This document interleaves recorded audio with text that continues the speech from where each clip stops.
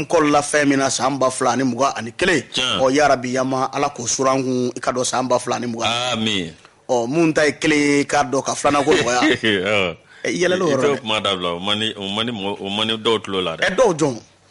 ma chama e ma bi taki daga to wa daka fana chenga ka kodo bisige atigi bi ife dokede mana israel do ni segira so jaturu kana ta yininga wa angle da koy babisira mana e be faga fago taranja ina e ma shamso sawa dunu ngoro sawa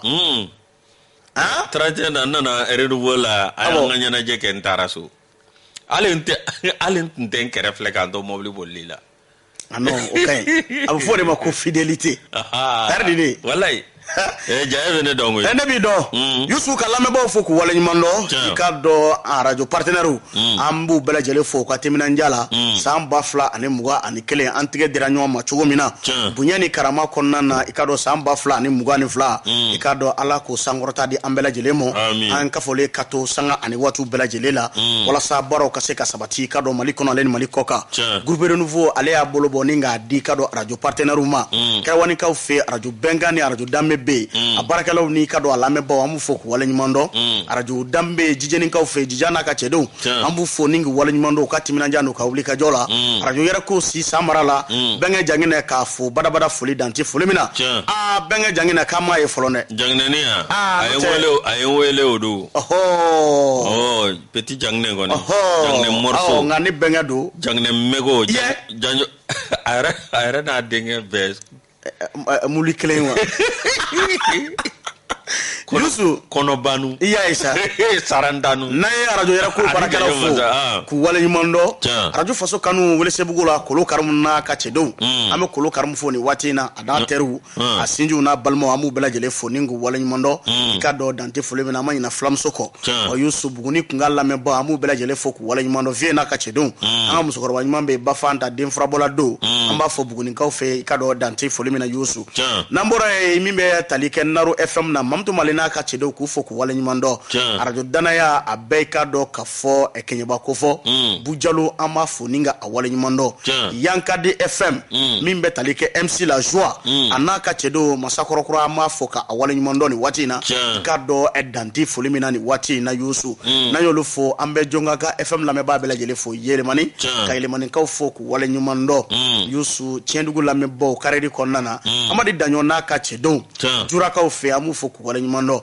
radio Dakar maraka kungu ka bela jele ku fo ku wala nyimando radio Royal la miseni ka ku fo ku wala nyimando radio wantu miya ka fe ka folidu bela jele ma Aba FM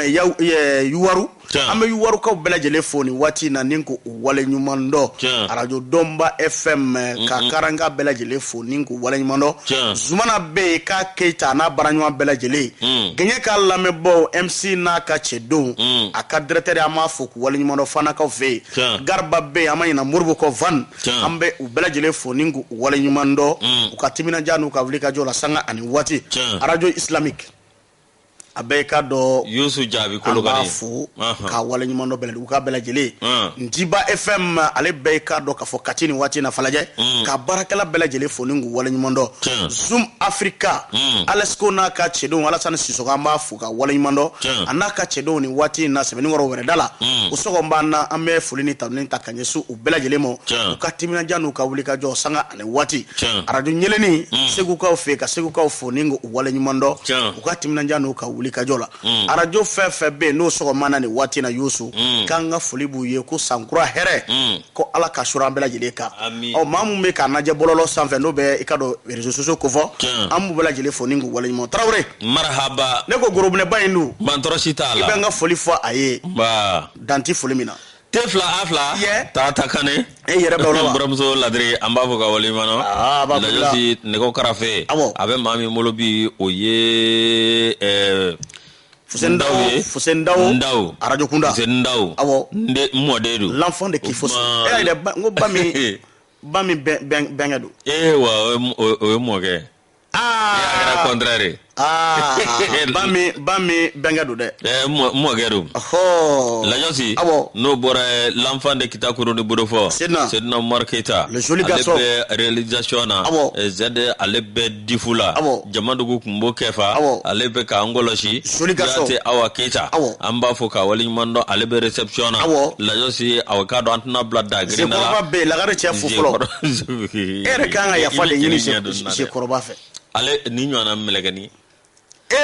Lasi no bore aw mi ambi du kuna fundi ngono nya do akunfolo abibolo ay sangura do amade ema amine kamene sa nya mati iba e korokachi ma ikado mati ba e korokachi ma yusu o se jele do ikado obolo fana jele do yusu fasirike ba apmambe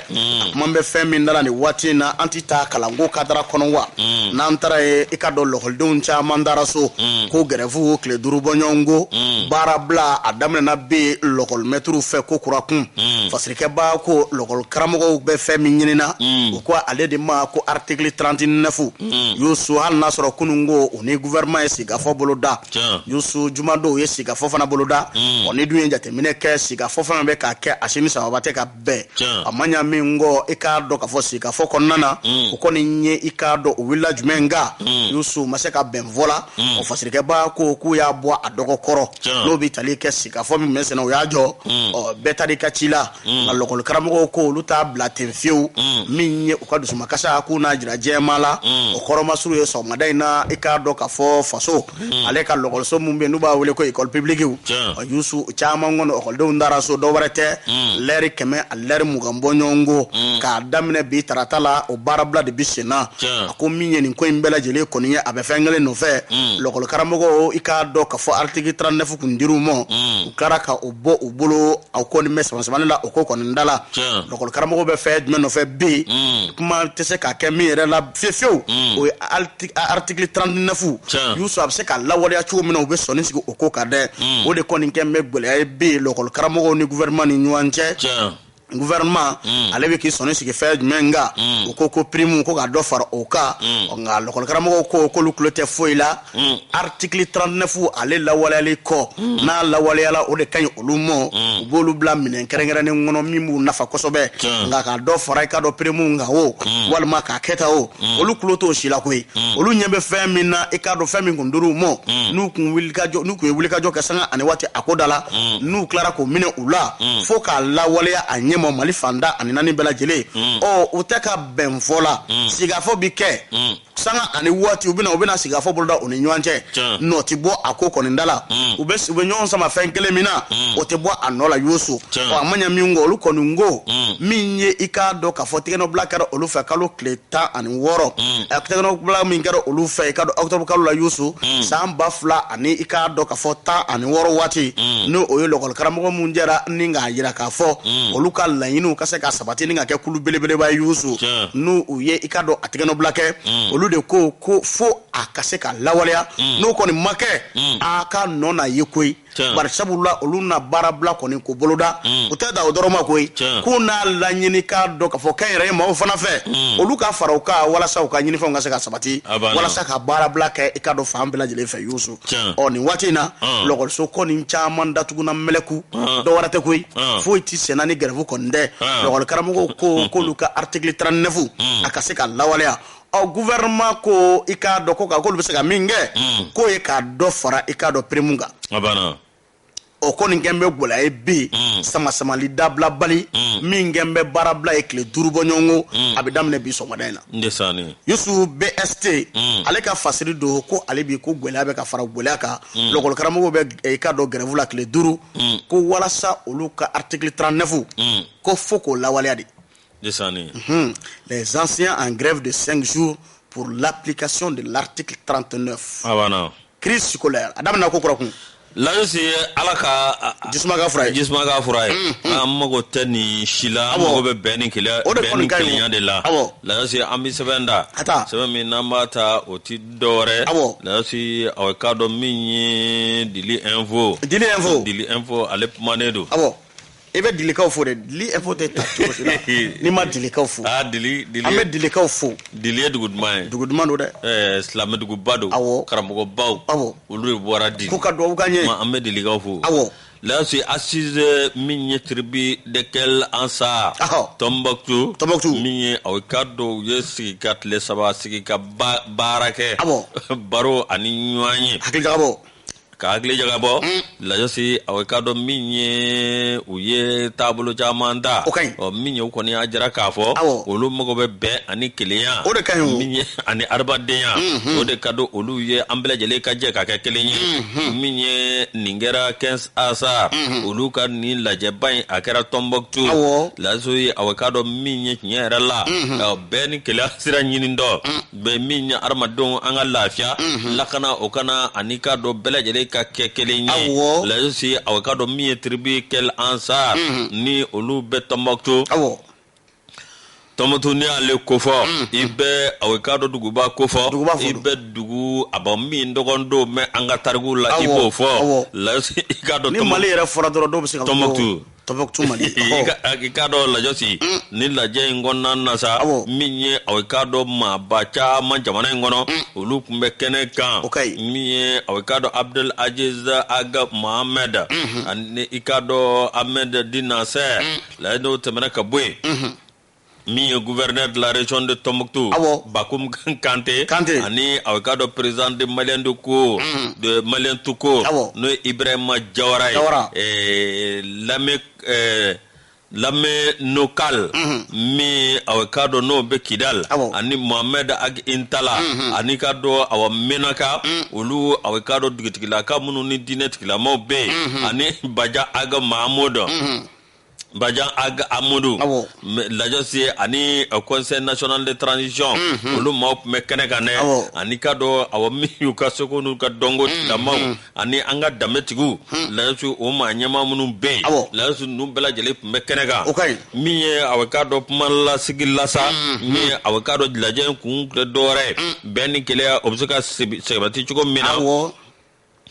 mi kabini wati mina ni bengansebe okera samba flaneta ani doro la sido tebena kabwe gele chama onana kana yo konnana ga kado benata o gele konnana nunu ngoni bika wele ke ka fo ambela jele kado dakele fe ninga bod dakele fe ka laje angandega de nyama ka laje jamana awakado minyi ado musaka benjugo mina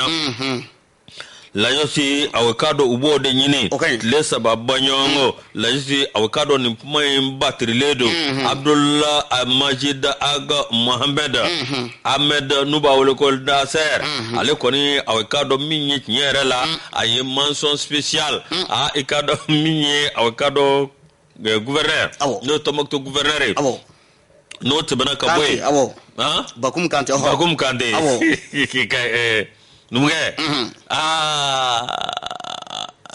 avec a jenero fio bijonero fida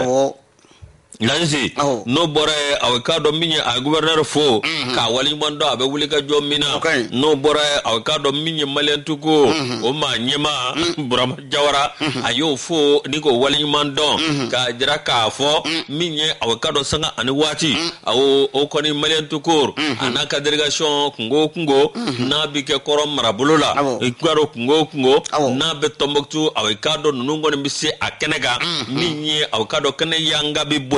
Obma ayo foli ba awola se awakado Malien Toukour a délégation ma ni onyema kunye Burama Diawara no debana kabwe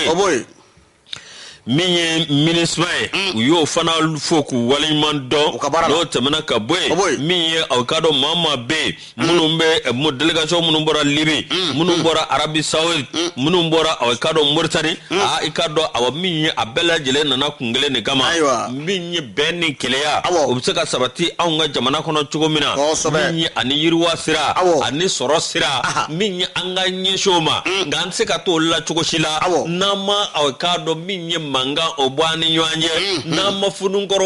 kor nywangoro na mo obwani nyanje ka beni kele sabati ani nyanje kwa abigele achugo sku bele jela lajɛ si min ye a labanna ni min ye o ye duwawu ta ye ka duwawu kɛ aw ka dɔ Mali ye ka duwawu kɛ ɲɛmaa ye o ka dɔ délégation fɛn fɛn bɔra ye ka duwawu kɛ aw ka dɔ bɔra ka so ka na nin ko in na o ɲuman nana cogo min o ɲuman ka segin u kelen kɔrɔ ko ka sogo dun a banna olu kɔni ka I ka dɔ jɛrɛw ti kuncɛ fiyewu a banna ni sogo ma ɲimi dɛ ni sogo misiw kɔni awɔ yɔrɔ yalima ka dibi dogo ala Isaka ba chama no ala sa. Chama yata kwale na wa. Ka kwatu ko ba ka kwati. Ala ka ngona ja. Amin. Ni sebe ala sanna sise dale ka fasre anya bo dili info kono. Indicateur du renouveau. Prolongation de la durée de la transition de 5 ans. Des partis politiques appellent à faire barrage à une confiscation du pouvoir. Youssou Sidio Tamani ikado ale ni tigano black ako minye ikado ka fo sanduru minye franja vangae ka monobo no pamembe sinani watina minye jere jakulu ye politique ton olu ko ni wele blako ka ngara da morunye franja fanga manyemo mumbe fa ka fanga ko ni poro ka kutai jagwani fina ku ko ndina jena ayede Youssou ni jatemine ke afo cadre d'échange des partis et regroupement des partis politiques olu ko ni jira ka fo hakilina min be franja fanga manyemo la be ko lu felatu uye unasrada unye jona minye ka do marfatigu ye kerenga yana nga filintugu olu done men fe minye o lakana somatili nga ka fanga ja uye fo ka damateme ko e ko wara dondo e ko nada Youssou fasireke ba ko olu ye hakilina min di no e franja fanga manyemo ye Youssou ko ye ka do debite woto o be fa ka akesa amba fula ani muga ani duru minye ikado jamana kuntike kalafili Youssou ko boloda samba fula ani muga ani woro sanduru o koni nye ko min olu koni denu sigu ko flade no ye cadre d'échange des partis et regroupements politiques olu koni ya jara ka fo ko hakilina mimbo ola no ya achido ikado ka fo Abdoulaye Diop bolo ale ni ikado Mulaizeni ukata ikado sida o fanve oni ngata hakilina inda olu nyekoro o Youssou minye ikado ka fo ni jere jakulu ye ni politique ton ye olu koni ya jara ka fo tate bla misri dala ko ala ka jabi olu koni me wole bla faso de bela jele mo ka fere o sigi senga jona wala saka sirada ikado franja fanga manyema uye hakilina mimbo ola ikado kalamata auye o ka ubefe ko sanduru boloda o Youssou ku kondina jena ede ko niye ka fanga kai pura ka jagwani fi ajara wi amaja auye o Youssou mi ni collectif des partis politiques ko niye olu ko vemme ka jagwani fi ngoniye ko ni man olu ti jena e fiu minye ikado ka fo jamana e démocratie bela jele ba ado abeje mu fanga ko fo hakilina do ni jose do de be ala se ba do ni musoba do uninde akoko ndala ka foki bena fendo wajibi amogo ka soro mimte ikado mawfagli nay ti ando jamana fandendo ko ka ikado do fara monobolika nga mawfana be mum fana to o fe Anya ni mbegera mautigera politique bogo de la olu de anase ni mbema mais amana ke chugo ni ko mo kaminga jege kanga clau kanga de ko ni o tien note le président guinéen il a été clair a départ e fanga jaso akoko nte wati fo awe mais anga mogo ya ta doro ka foko tan kalo tan segi wasoro o de problème wasoro banda bon andu me woro mina comme ça c'est vrai fanga be politique mawla fanga fana be kado esrasula mais amana meto go mali ko na fanga te politicien ali mais non fanga tula ali matula mimbe seka ali renouveau cour ko na je suis d'accord avec toi c'est qui ont détruit ces pays là je suis d'accord avec vous mais même min fana fo jamana sira minga o de minye sorasu ye olu don meni lakana sirade politique mo de be fanga mara amana o ajana o pouvoir be di olu de be du mo ne bon atinya mingo lafia ni bonya ni krama kono an ngana na ke victime akodala nous les peuples angata de fasri mais ore do angara victime ya mena ni 1200 milliards dira ko ka kalaminansa o détourné na on ma que victime albi o ma amansa amanda fo olayo amanda fo la mais non jamana en ko no ale no koy e be fanga la wa non sanduru kaja merci ngata le temps pour sanduru ko no kaja voilà ni n'a sɔrɔ démocratiquement parce que ni ye dɔ kɛ fanga la a di ka taa n'o tɛ a laban n'a nege bɔra maaw la o bɛ yɛlɛma i contre la dɛ Youssou min ye i k'a dɔn ni hakilina in kɔni ye i k'a dɔn min ye politique tɔnw faralen ɲɔgɔn kan olu de ko k'olu ti jɛ ni nin ye fiyewu a ko furancɛ fanga maa ɲɛmaaw ka baara ye jumɛn ko furancɛ fanga yɛrɛ ka baara ye jumɛn ye dɛ ni fanga jasora aw bɛɛ i k'a dɔn baaraw de sigi sen kan walasa jamana ka sigi a nɔkɔrɔ la sariya ni bonya ni i k'a dɔn i n'a fɔ démocratie y'a laɲini cogo min na nka aw nakun ye i k'a dɔn kow ka se ka sigi sen kan ni ka kalafili la bɛɛ ni fanga jara aw ye ka dama tɛmɛ k'o ye i k'a dɔn ko wɛrɛ natɔ ye k'o kɔni dala dɛ ko hali n'a sɔrɔ a jirala k'a fɔ min ye i ka dɔn sini araba kalo tile 5 CEDEAO ka ciden ye n'o bɛ i ka dɔn Goodluck Jonathan ko fɔ ale kɔni kan ka na ko kura kun anw ka jamana kɔnɔ i k'a dɔn ka na hakilina bɔ kɔni na Youssou ciden kɔni dara n'o bɛ Abdoulaye Diop ko fɔ o taara kalo tile 31 hakilina min bɔra i ka dɔn CEDEAO jamana ɲɛmaaw yɔrɔ olu fana bɛɛ i ka dɔn sini ciden kɔni ci ayiwa an fɛlɛ ye nin fana ye o ye o ciden bɛ na n'o kuma ye sini Youssou ko a mana tigɛ a daw da la fana dɛ CEDEAO jamana fana sigin bɛ ka fɛn jumɛn kɔnɔ ko min ye kari nata Accra n'o bɛ Ghana ko fɔ k'u bɛ na i ka dɔn ɲɔgɔn ye balenba kɛ Mali kunkanko kibara kɔni da la u kana sigi jamana kuntigi mun bɛ CEDEAO kɔnɔna na ka na i k'a dɔn ka fɔ hakilina falen kɛ u ni ɲɔgɔn cɛ an bɛ don min na komi bi maa dɔw ko i k'a dɔn san 5 ka ca nka dɔw y'a jira k'a fɔ ko ka waati to furancɛ fanga maa ɲɛmaaw bolo furancɛ fanga maaw bolo an bɛ don min na komi bi u ka kokajɛ kɛ ka ko bɛɛ lajɛlen labɛn a ɲɛmɔ ka yɔrɔ furan ka jɛ maa min bɛna sigi walasa i k'a dɔn balika wuli kana na taa k'o fana sɛgɛrɛ le président du mouvement citoyen pour l'alternance, le travail et la transparence. Avec John Gofo, MC, Ikado ATT, Jamil Bitar, Kale Konia, Djeraka, Femme Dominé comme B, Youssou Koka Wati de Di, Franchefanga Mouma, Oka Koka Djeke, Walasa Malikura Kaseka Sabati. Allez, sonner Sigoka, Ngamin Yekado, coordination des mouvements de l'Azawad, Abesema Kofo, Mamurtile Ngro, côté ex-rebelle. Kolu koni ya jira kafo fanga i k'a dɔn k'a fɔ furancɛ fanga dɔ ka fara o kan o dɔ kana fara o kan o t'olu signé sira la ko ye olu jɔrɔna ko ye jumɛn ye accord min signé dɛ min tɛgɛ nɔ bila kɛra Youssou ko fɔ k'o lawaleya dɛ olu b'o kumakan de mɛn an bɛna o toilettage kɛ o a tɛ se ka kɛ bilen dɛ ko ka foyi tɛ se ka kɛ non ne m'a dɔn i bɛ ka si ni accord non i bɛ ka n'a ka mɔgɔ cɛ jɔ an ka dɔ bɛn o ye ni accord min signé hali malidenw hali fɛn ma fɔ malidenw ye il y a des dirigeants il y a des politiques dɔw tun bɛ accord in contrôle la mais bi olu ko k'a yɔrɔ dɔw bɛ se k'a lajɛ k'a ka ɲi o mɔgɔ dɔw y'o fɔ parce que u bɛ pouvoir la bi non o de y'a to il faut faire attention dɔw bɛ yen n bɛ min f'i ye dɔw bɛ yen n'olu bɔra fanga la hali u ka sokɔnɔmɔgɔw yɛrɛ a bɛ so olu yɛrɛ ka dans les jours à venir an ka tiɲɛ fɔ ɲɔgɔn na dɛ parce que a bɛ ka kan ɲɛna an bɛ k'a bɛɛ ye kelen kelen non mais kana o de y'a to ne y'a fɛ yen na n ko kana kala kari Mali politicien na ni peuple yɛrɛ de tigɛra politique la kelen coup d'état kɛra ATT la dɔw ye bala ni dunu ta yan ni maliyɛn kun bɔra k'a fɔ an de jɛ n'a ye a y'a lasegin a nɔfɛ constitution y'a jira k'a fɔ n'i ye coup d'état kɛ crime don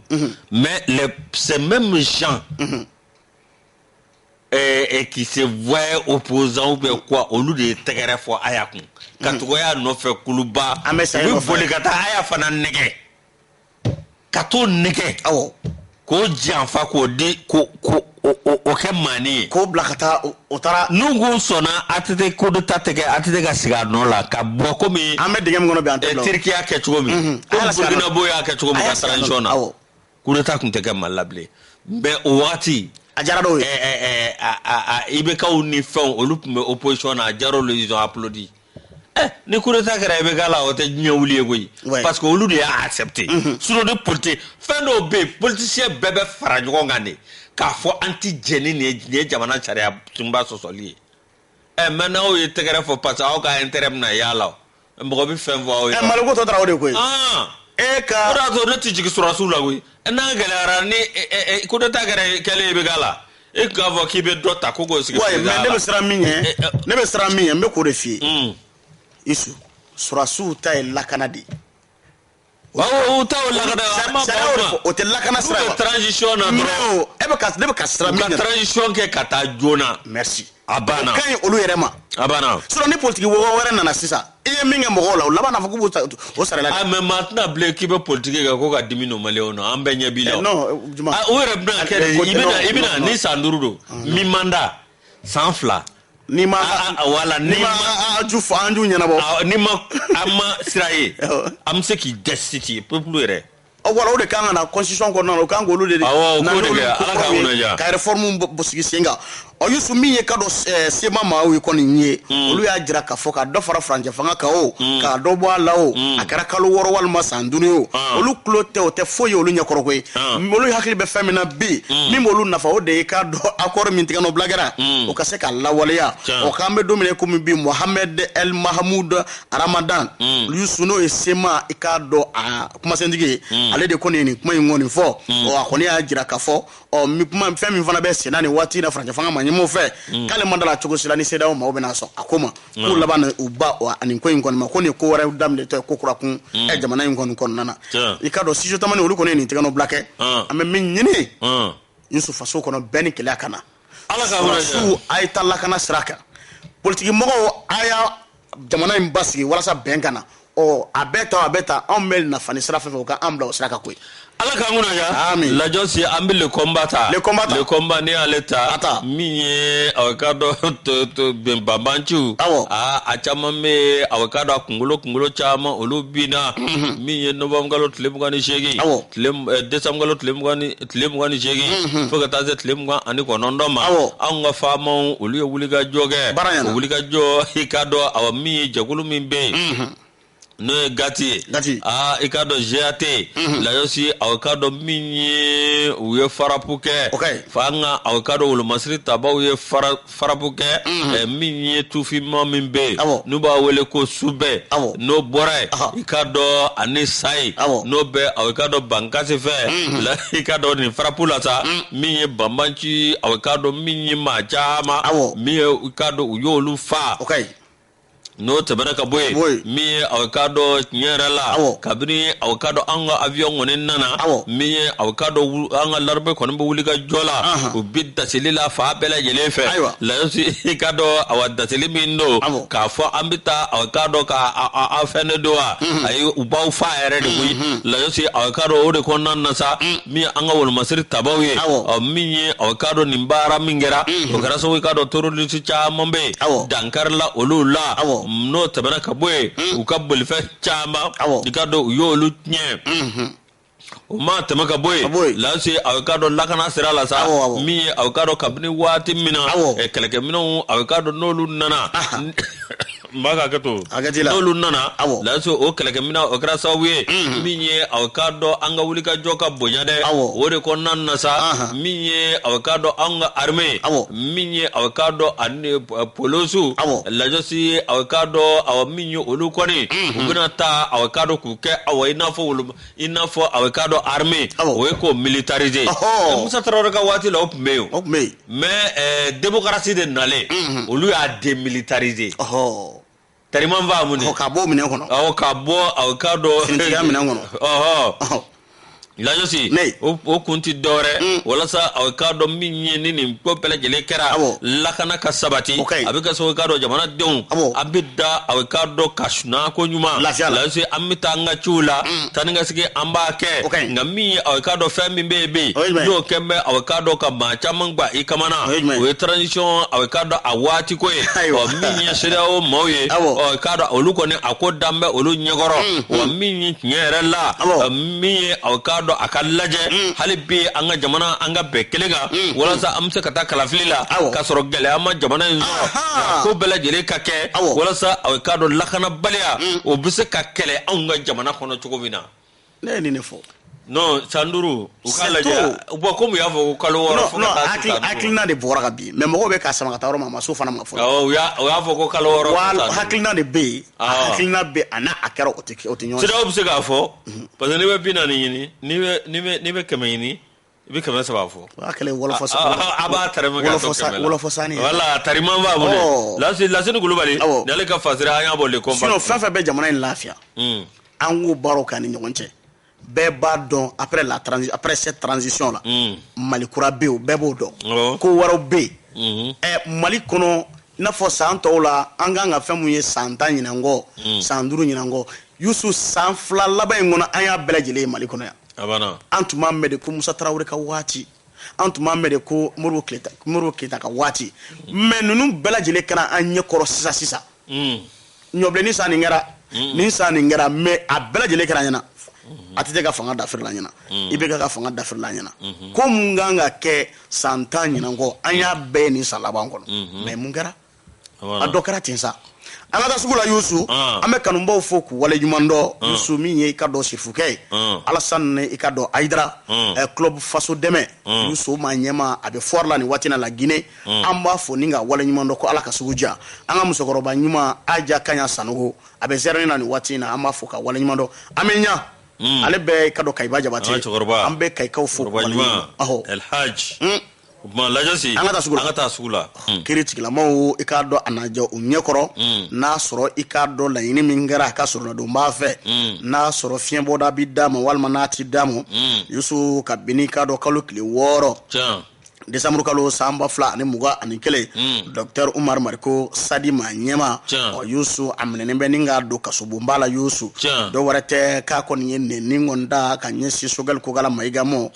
Yusu n'o ye k'a dɔn fanga ɲɛma ye bi parce que b'a ko min ye k'a dɔn bi tarata kalo tile 4 janvier kalo san 2022 laɲini min kun kɛra a ka surunna don b'a fɛ u n'a a koɲɛ lajɛ i k'a dɔn bi donya in na Yusu tribunal min bɛ i k'a dɔn ka fɔ sigida 4 nana Ture ka yɔrɔ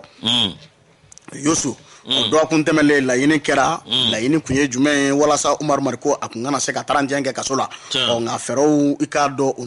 nana i k'a dɔn retard la o kɔni kɛra sababu ye i k'a dɔn Umar ma se ka bɔ min ye fiɲɛbɔda ma se ka di a mɔ tribunal min bɛ i k'a dɔn sigida 4 na olu kɔnɔna koɲɛ lajɛ i k'a dɔn bi sɔgɔmada in na parce que b'a ko parti Sadi ma ɲɛma a kɔni bɛ kaso la a bɛ dɔɔnin bɔ a ye ka kɛ ni k'a dɔn Dr Sogɛli Kokala Mayiga i k'a dɔn o dɔgɔyali a n'o kɔni nin kɔni ye bi ka gɛrɛsɛgɛ laban na bonya dɔɔnin koyi ni a gɛrɛsɛgɛ bonyana o bɛ kɛ sababu ye a kɔni na taa so nka kow kɔni gulo de bi to a kunna Yusu n'o bɛ kiri kow ko fɔ nka ani maa mun minɛna ni k'a datugu dɔ ye Bubakari Sumano n'u b'a wele ko Buba Fanɛ Yusu i k'a dɔn kalo tile 28 Desamuru kalo san 2021 i k'a dɔn komini 4 na tribunal kɔni ye fiɲɛbɔda di ale mɔ ale kɔni dara ni ka 31 kɛ ka so Yusu Buba Fanɛ kɛ Buba Fanɛ u y'ale bila ale kɔni bɔra i k'a dɔn ka fɔ ka bɔ kaso la ka sababu kɛ i k'a dɔn liberté min dira a mɔ fiɲɛbɔda ni fasikɛ b'a ko liberté de 31 ayi dɛ liberté 31 don ninnu bɛ tila ka segin tun parce que réseaux sociaux n'i taara i ka ta kɛ kalo kan fɔ ni fɔbali fɔ ni ko ɲagami bon fɛn dɔ bɛ senna ni kumana wa ko sadi Isu e ne ka vocal n'a yɛrɛ bɛɛ da la mɔgɔ min y'a bila bɛɛ da la o tigi kan ka sɛgɛsɛgɛ de mɔgɔ gundu yɛrɛ de bɔrɔtɔtɔ filɛ n'u ma fɛrɛn dasi sisan mɛ min f'i ye vocal ko ni fɛn ninnu na awɔ i b'a dɔn a bɛ mɔgɔw jogo ɲɛ a b'a to n'an bɛ manamana kan fɔ dabila téléphone na ni ne mago b'e la ni ne b'a fɛ ka dɔ kɔrɔfɔ e la busa n t'i nɔfɛ so an bɛna kɛ ten mais non an bɛ fɛn dɔ non modernisation de bɛ sen modernisation i kɔlɔsi modernisation in na o t'anw ye o n b'o f'i ye dɛ modernisation t'anw ye c'est à dire que i b'a dɔn ni karisa évolution bɛ kɛ cadre déterminé dɔ de kɔnɔ c'est à dire que i bɛ évoluer cadre dɔ de kɔnɔ mais évoluer ka kɛ bajanbila ye cogo dɔ la yɛrɛmabila ni yɛrɛsagofɛn dans l'anarchie totale non fana tɛ o tɛ mago ɲa mais ni ne jate minɛ e ni ne ka gundo la kuma ko e yɛrɛ m'a bila ne m'a bila maa wɛrɛ de bɛ t'o bila i k'a dɔn bɛɛ da sanfɛ n'u ma fɛɛrɛ kɛ ka na ni kokajɛ a bɛ jogo ɲa mais réseaux sociaux mais min f'i ye o tɛ cɛ ka kuma ye wa maa bɛ gindo mara ka tɛmɛ selidaga kan an ka cogo dɔ koyi Ala ka ŋuna an ka segin an danbew ni k'a dɔn an tabiyaw ma i bɛ bali ka i yɛrɛ bolo fa mɛn maa min kan i b'o o ka vocal yɛrɛ de mɛn maa dɔw bolo mun yɛrɛ fana bɛ t'u sigi ka décortiquer ne wele n'i ko k'i bɛ kuma jigin ne b'a f'i ɲɛna ko k'an bɛn ne ta o de ye k'an bɛn ne ti don i ka jouer la o de problème ye dɔw bɛ vi o fana de la dɛ ka na mɔgɔw ka fo ka ta ka ni bɛ vi o la ni ye kɔlɔlɔ min sɔrɔ a la i ko kan k'o non u kana ni loi dɔ ye k'o sigi sen kan walasa ka ni dɛrɛ quoi ala ka kunna Tabari Fadire Yusu fasirikɛba kɔni ye nin kuma in fɔ a ko min ye i ka dɔn sama-samani barika bonyana kosɛbɛ min ye i ka dɔn Mamadu Ismail Konate maître n'o kun ye ministre kɔrɔ ye anw ka jamana kɔnɔna na ale de Umaru Mariko ka sɔrɔnadonba ye Yusu i ka dɔn ani sigida 4 na tribunal maaw sama-samani kɔni bara bonyana u ni ɲɔgɔn cɛ chef du pôle d'avocat n'o o bɛ i ka dɔn ka fɔ maître Mamadu Ismail Konate ko fɔ wulikajɔ kɔni ma ale bolo o de ye i ka dɔn ale ka client n'o bɛ tali kɛ Umaru Mariko la a ka se k'a bila cogo min na nka u ko o baara mun kɛra Yusu o baaraw senna sumayara dɔɔni nka maa min ta teliyara o ye Buba Fana u ye Buba Fana labila ka Umaru Mariko to kaso la Yusu o ko min kɔni kɛra a kɛra gɛlɛyaba ye barisabula maître Mamadu Ismail Konate hakilina kun ye jumɛn min ye Mariko k'a labila a ka taa 31 kɛ so Buba Fana ka to kaso la nin bɛɛ maakuraninw de wulila i bɛ ka tile la minnu formera mɔgɔ neni kama ko kɔni filɛ n'u formera mɔgɔ neni de kama kɔni ko filɛ o de la ne b'a fɔ ko wagati sari an bɛ girin de an faransɛ fana ye nin bɛ tɛmɛ ala tɛmɛ réseaux sociaux ne bɛ réseaux sociaux kan ne bɛ taa Google kan n bɛ n ka information ɲini n bɛ don Facebook kɔnɔ n bɛ n ka information ɲini ni min tɛ information ye n bɛ tɛmɛ o kan mais k'a fɔ ne yɛrɛ bɛ vidéo kɛ ko ka kuma fɛn dɔw kan ça jamais k'i yɛrɛ kɛ décrypteur ɲɛnama k'i sigi k'i b'a décortiquer tɛ ça u tɛ se ka décryptage kɛ olu bɛ se ka mun ali an baarakɛ ɲɔgɔn dɔw kɛ n'i bɛ baara kɛ fɛn sariya kɔnɔ a tɔgɔ bɔra n kɔnɔ kunnafoni sariya kɔnɔ i n'a fɔ i bɛ radio so la i bɛ presse écrite kɔnɔ mais ka t'i sigi bɛɛ da la non an tɛ se k'i maîtriser yen a banna an tɛ se k'i maîtriser mais n'i bɛ radio la canal dɔ bɛ i bɛ se ka maîtriser o kɔnɔ mais n'i bɛ presse écrite la i bɛ se ka maîtriser mais ka yɛlɛ sanfɛ bɔlɔlɔ sanfɛ Tabari Fadire Yusu fasirikɛba kɔni ye nin kuma in kɔni fɔ a ko min ye ka dɔn maître Ismail Konate a Mamadu Ismail Konate ale ka laɲini kun ye jumɛn ye i ka dɔn Umaru Mariko ka se ka bɔ kaso la nka ale kɔni ka ko sumara kosɛbɛ min ta kun teliyara o de Buba Fana kɔni u sera k'ale labila Umaru Mariko tun bɛ kaso la nka bi u kun y'a jira k'a fɔ u n'a fɛɛrɛw bɛɛ lajɛlen sigi sen kan walasa Umaru Mariko a ka se k'a labɔ nka min ye Buba Fana ale kɔni ka sɔrɔnadonba ye Lala Gaku Yusu k'a y'a jɔ a jɔyɔrɔ la Buba Fana kɔni sera ka bɔ i ka dɔn kaso kɔnɔna tribunal min bɛ sigida 4 na bi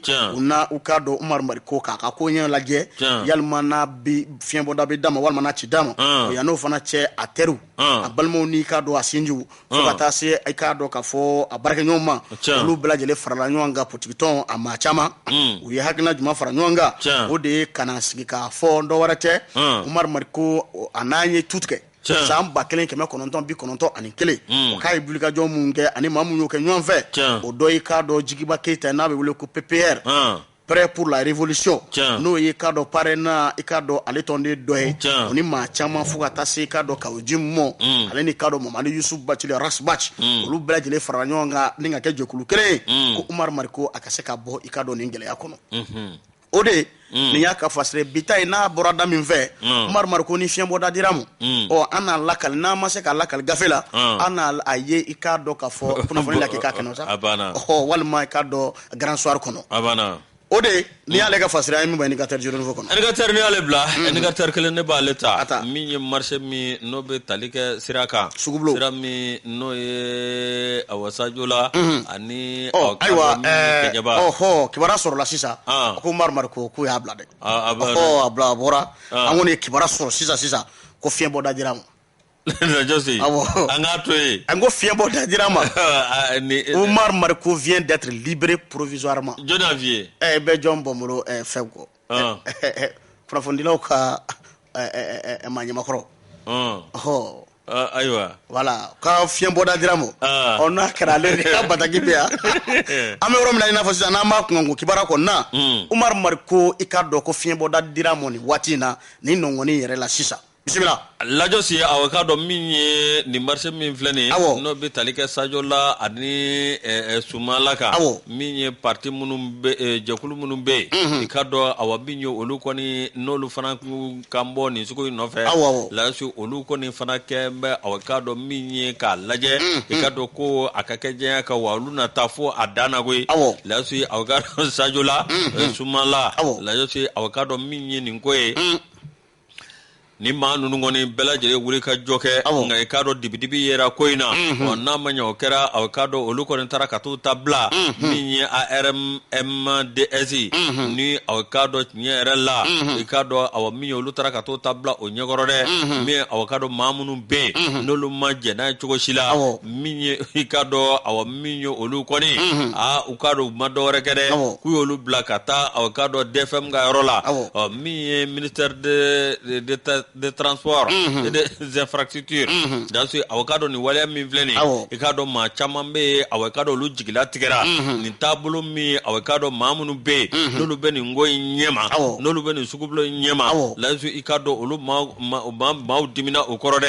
la jo si appel d'offre mi no kera ikado bela jele ke ka sabemla ka fo marché amina latme la su avocado o mi ngera sa la su avocado mi ministère de transport et des infrastructures o bara mi flene sira mi no kwanga dla la si awkadu ya takade angloka awajakulu doma nuba wole ko constant limited la si awkadu nyera la minya alo ko la ko dibidibi bala de la si igadu dogo bala la si awkadu minya nyera la ama be ma shima ama be ikado mam be no fana medi ngoy nyema la si ama be ma kaswa ga munye ko tabolo ani awkadu yira ka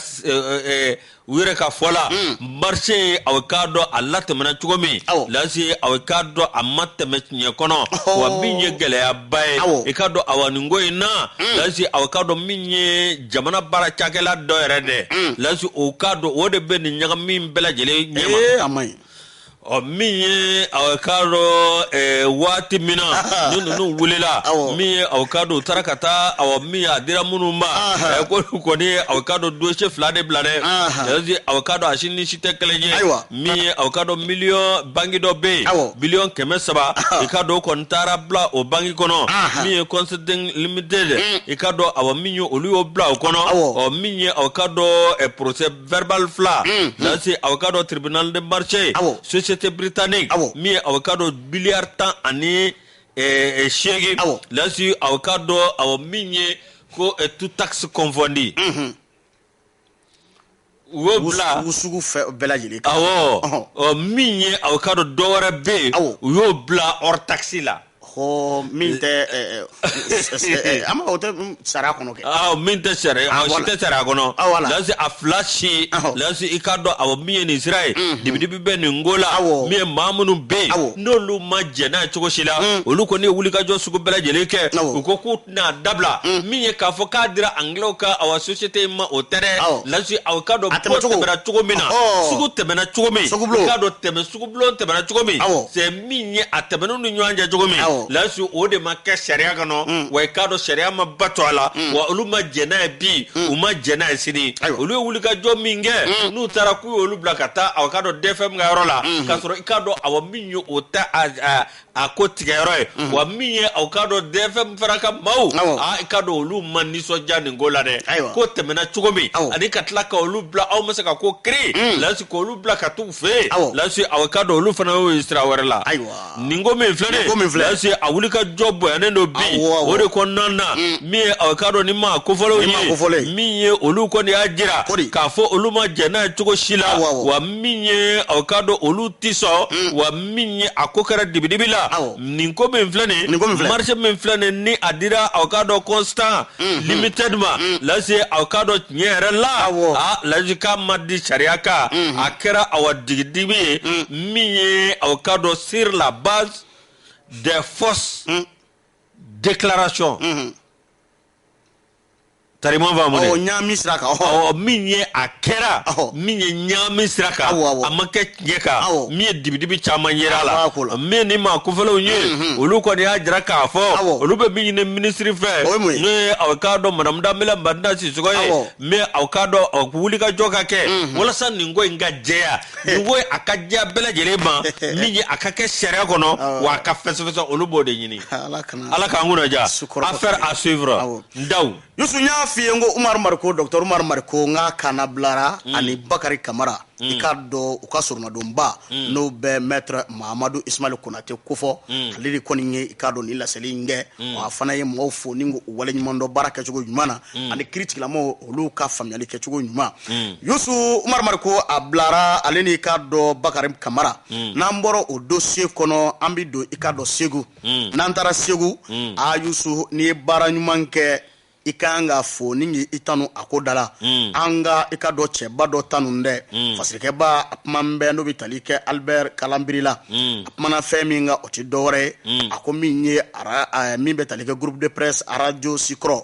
journal Seku vient olu kɔni ye i ka dɔ ka fɔ san cɛba n'o bɛ tali kɛ Banjugu Dandɛ la Yusu ni ka a fo ni ka a fana o kɔni ye i ka dɔ jɔnjɔnba di a mɔ ka kɛ n'a ka cɛsiri a n'a ka wulikajɔ i ka dɔ Segu ka ɲɛta ani a bɛ baara min na o yiriwalu baaraw kɔni sabatili la Yusu fasirikɛba ye mun fɔ a ko min ye i ka dɔ ka fɔ nin kɛnɛba in sigira dɛ kalo tile 25 Desamuru kalo a kɛra dolanci kɛnɛ min bɛ i ka dɔn ka fɔ Asori Ibrahim Konaji tɔgɔla Segu a kɛra o terrain sanfɛ Yusu ɲinanta kun y'a ta ko 27 n'a ye min ye maison de la presse ma ɲɛma min bɛ yen n'a tɔgɔ ko Banjugu Dandɛ i ka dɔn Segu ka don Yusu a ka baara kɛcogo ɲuman ani a bɛ wulikajɔ min kɛ Segu ka yiriwa kama o de kɛra sababu ye bi na ni ka jɔnjɔn di a mɔ dɛ fasirikɛba ko jɔnjɔn dile a mɔ a nisɔndiya barika bonyana o kosɛbɛ bari sabula san 2021 Segukaw sera k'u ɲɛ da cɛba kelen min kan k'i ɲɛma da ka baara kɛcogo ɲuman fɛ a ka timinandiya na i ka dɔn k'a ka faamu ani i ka dɔn k'a fɔ a ka yiriwa baaraw k'o kɛra i ka dɔn Banjugu Dandɛ ye dɛ a bɛ baara mun kɛ sanga ani waati nimisi wasa min b'a a kɔrɔ a ti don i ka dɔn k'a fɔ ko namarenana fiyewu ninnu ye i ka dɔn k'a fɔ tabiya ye min bɛ a la min kɛra sababu ye ni ka danaya da a kɔni ka Yusu an bɛ don min na i komi bi kabini nin jɔnjɔn dira a mɔ a ko nin jɔnjɔn in kɔni ko maliyɛn bɛɛ lajɛlen ta don fasoden kelen-kelenna bɛɛ lajɛlen Mali kura hukumu kɔnɔna na a bɛɛ ka dɔn kunnafonidilaw fo ni k'u wale ɲuman dɔn u ka baara ani u ka cɛsiri la sanga ani waati Yusu san 2021 kɔnɔna na Banjugu ye baaraba mun kɛ i ka dɔn Segukaw y'a maana dɛ o y'a jira k'a fɔ min ye sanfɛ kalanso maaw ye Yusu ko wulikajɔ caman kɔni kɛra o wulikajɔ caman min ni k'a dɔn k'a fɔ lɔkɔlidenw caman bɛ yen olu kan ka taa baara dege yɔrɔ caman na bɛ wele ko stage o k'a kɔni jɔrɔ olu caman jigi kɔrɔ a ye ka dɔn layidu min da ni k'u bila baarakɛyɔrɔ mun na Yusu k'u ye kunnawolo ni ka dɔn wulikajɔ caman kɛ o baaraw kɛra ni sabababa ye ka fara o bɛɛ lajɛlen kɔni kan maa mun bɛ yen n'olu ye ladalamaw ye ani k'a dɔn musolakaw sanga ani waati fɛn fɛn bɛ gbɔliha minɛ kɔnɔ ka dɛmɛ ta k'olu sɛgɛrɛ ka i k'a dɔn k'a fɔ wulikajɔ fana ta sanga ani waati yiriwa sira kɔni kan a y'o baaraba mun kɛ fo ka taa se kunnafoni di kadara kɔnɔ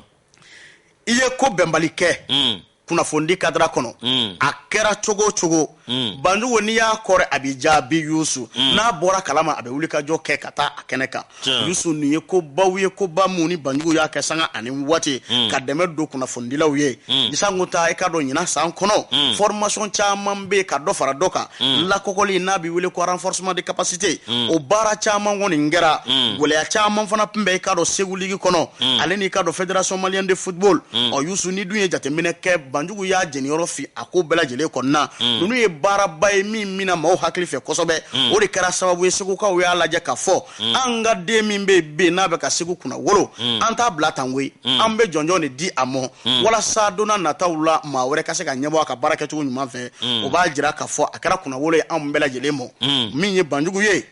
trophée kɔni b'a bolo nin waati in na i ka dɔn jɔnjɔn don min y'a sɛbɛkɔrɔ nafa min bɛ kɛ sababu ye ni ka anw bɛɛ lajɛlen fana nafa k'Ala ka kɛ sini kɛnɛ laban nin ye presse bɛɛ lajɛlen ka ko ye bɛɛ lajɛlen ka ko ye min ye an ka ɲɛmaa don an ka ɲɛmaa don dɛ k'a da dɛ voilà ko l'homme de l'année 2021 Segu bɛ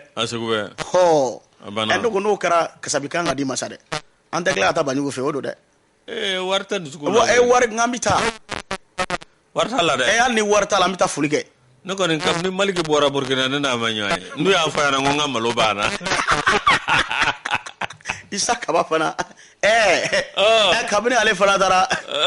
ale dɔ fana sɔrɔ koyi ale y'a sɔrɔ dɔgɔ min dira k'a ka nana ye joona journaliste tout terrain ni ka mara ni wari b'ale ta la ka Maliki tigɛ ta taa Burkina fana ka awards fana bɛ yen i k'a dɔn sibiri nata jɔnni an fana ta ten wa jɔnni renouveau ta kɛ renouveau awards o tɛ kɛ Sheraton na Sheraton o tɛ i k'a dɔn samedi don ye an bɛ taa koyi a banna an bɛ ne ka maki mɔgɔw fana fo Babi n'a ka ci Babi ka fo k'u fo k'u wale Babi a timinan ka di Babi Umaru Besiri bɛ yen kɔɲɔcɛ i k'a dɔn ale kɔni a bɔra bi a bolokɔrɔtalen bi ka bɔ fa bi i gɔli kɛ ta ka bɔ min bi kɔɲɔso la kɛ ayi dɛ Umaru nana foli kɛ kabini dimanche de a bɔra an m'o ja n'a ma bɔ a ka harami an bɛ n'a y'i da so an bɛ polisiw ta ka taa a kama ka taa labɔ kɔɲɔso la ka taa labɔ jagoya k'a déloger Mandala fana y'ale fana munumunu sa Mandala kɛ an ka taa laseli dɔ b'i bolo Mandala ye cɛ koyi Mandala bɛ se ka marasa dɔn hali Mandala ye cɛ kɛ hali cɛ dɔ ka tɛmɛ Daki kan Daki bɔ Moribo Sanogo an dɔɔni o Mandala ye cɛ ka tɛmɛ bɛ kan cɛni a jaga gɛlɛn sa baba an bɛɛ b'a la a ye cɛ ka tɛmɛ bɛɛ ko wa i kɛra cɛ ye wa i yɛrɛ kɛra cɛbakɔrɔ ye sa dɛ de sa Lasi bisimila nin ye communiqué min ye k'a dɔn Jɛnɛba Kulubali n'ale bɛ taa san 40